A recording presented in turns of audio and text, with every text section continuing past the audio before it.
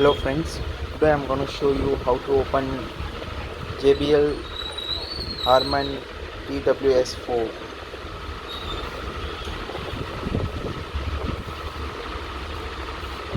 A very simple process, uh, unless until you know how to open it. You might do some mistakes, silly mistakes. Now this is JBL Harman TWS4, which is not working. This piece is not working. This one is working. Now you need to open it. So how will you open it?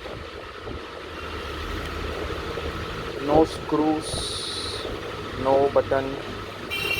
A very simple process. Just take this band out. Once you remove this band out, just you need to unlock this side, and it's open. And you can go with a service if there is any other fault. A very little battery, you can see.